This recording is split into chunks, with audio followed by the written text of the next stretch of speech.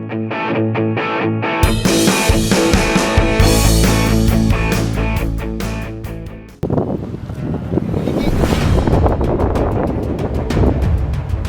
Indonesia di bawah asuhan Shin Tae-yong terus berjuang keras di babak ketiga kualifikasi Piala Dunia 2026 zona Asia. Tergabung di grup C, Timnas harus bersaing dengan tim-tim kuat seperti Jepang, Australia, Arab Saudi, Cina, dan Bahrain. Sejauh ini, Garuda berhasil menahan imbang dua lawan tangguh, yakni Arab Saudi dan Australia. Dalam waktu dekat, Timnas Indonesia akan berhadapan dengan Bahrain dan Cina. Untuk sementara, Jepang menjadi tim yang paling dominan di grup ini dengan menyapu bersih 2 kemenangan. Namun, media Jepang ternyata tetap mewaspadai kekuatan Indonesia. Hochi News menyoroti kekuatan skuad asuhan Shin Tae-yong yang memiliki banyak pemain muda berusia awal 20-an. Energi dan semangat mereka dianggap sebagai senjata utama meski minim pengalaman. Pertandingan Indonesia melawan Jepang dijadwalkan pada 15 November mendatang. Meski tidak mudah, Timnas Indonesia diharapkan mampu memberikan perlawanan dan mungkin saja menggagalkan upaya Jepang menyapu bersih kemenangan di grup C. Timnas Indonesia harus siap mental menghadapi tantangan baru saat bertandang ke Bahrain dalam laga ketiga grup C kualifikasi Piala Dunia 2026 zona Asia. Ancaman kali ini bukan hanya dari lawan di lapangan, tetapi juga dari teror sinar laser yang bisa mengganggu fokus para pemain. Ketua Badan Tim Nasional, Sumarji, menyoroti ancaman ini dan menyebut tim pelatih sudah mempersiapkan langkah-langkah antisipasi. Menurutnya, teror sinar laser pernah terjadi saat Bahrain menjamu Jepang, dan kini dikhawatirkan bakal terulang saat Timnas Indonesia bermain di Bahrain National Stadium. Sumarji menyatakan pentingnya memperkuat mental para pemain untuk menghadapi situasi tidak sportif ini. Bahkan, Kedutaan Besar Indonesia di Bahrain sudah berkoordinasi dengan Federasi Sepak Bola Bahrain untuk mencegah terjadinya insiden serupa. Namun, jika teror sinar laser tetap terjadi, para pemain diingatkan untuk tetap fokus dan tidak panik. Laga melawan Bahrain pada 10 Oktober 2024 akan menjadi ujian berat bagi skuad Garuda, yang saat ini berada di posisi keempat klasemen grup C. Mereka akan berusaha meraih kemenangan demi menjaga peluang lolos ke putaran final Piala Dunia 2026. Kabar terbaru dari Federasi Sepak Bola Dunia, FIFA. FIFA baru saja merevisi pencetak gol Timnas Indonesia dalam pertandingan melawan Arab Saudi di kualifikasi Piala Dunia 2026 zona Asia. Sebelumnya, gol Timnas Indonesia yang membawa hasil imbang 1-1 melawan Arab Saudi pada 6 September 2024, awalnya dinyatakan milik Ragnar Oratmangoen. Namun, FIFA telah menggantinya menjadi Sandy Walsh.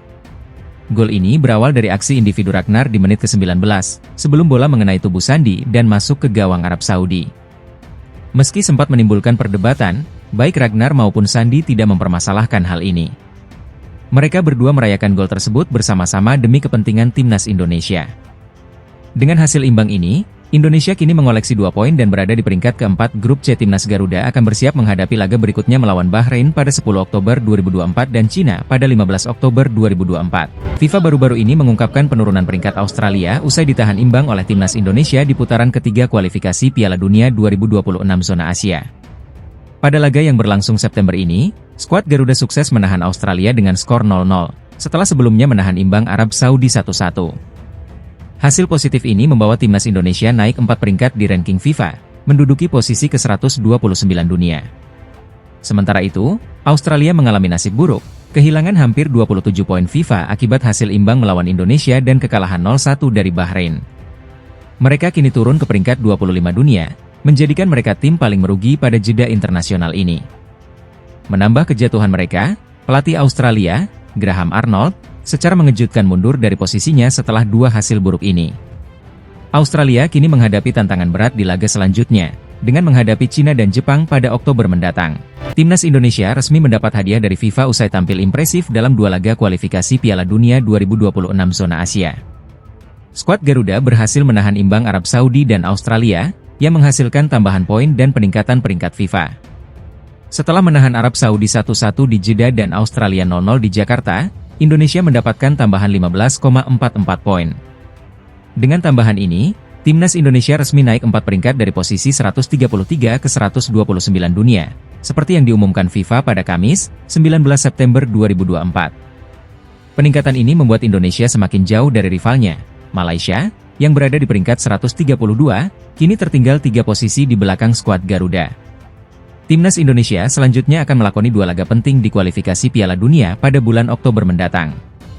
Skuad Garuda dijadwalkan menghadapi Bahrain pada 10 Oktober dan Cina pada 15 Oktober, dengan harapan bisa meraih poin lebih banyak lagi. Timnas Cina, yang dilatih oleh Branko Ivankovic, menghadapi tantangan berat jelang laga melawan Timnas Indonesia di kualifikasi Piala Dunia 2026 zona Asia. 2 kekalahan beruntun dari Jepang dan Arab Saudi memperburuk situasi di dalam tim.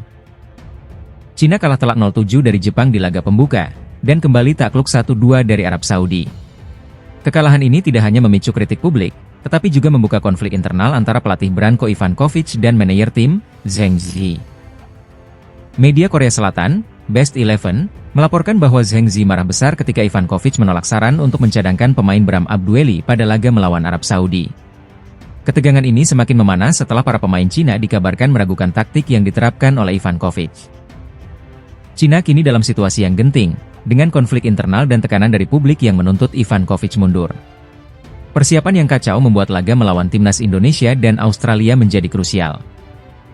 Kekalahan dalam pertandingan berikutnya, termasuk melawan Timnas Indonesia, bisa menjadi akhir dari karir Ivankovic sebagai pelatih Cina.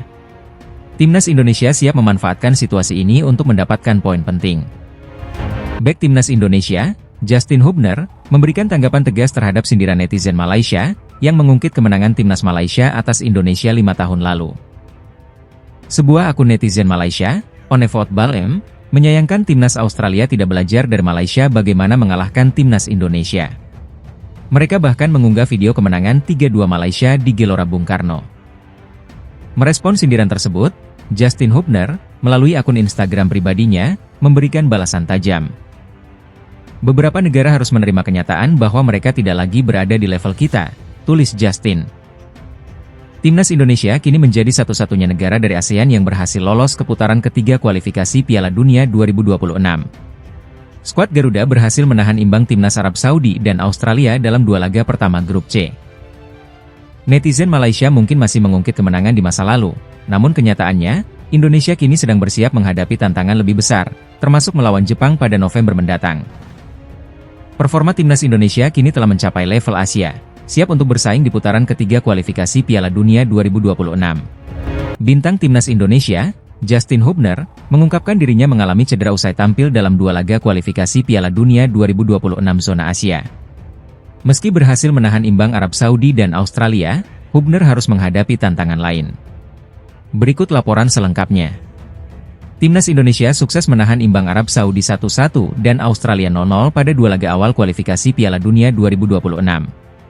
Justin Hubner menjadi salah satu pemain yang tampil impresif dalam 2 laga penting tersebut.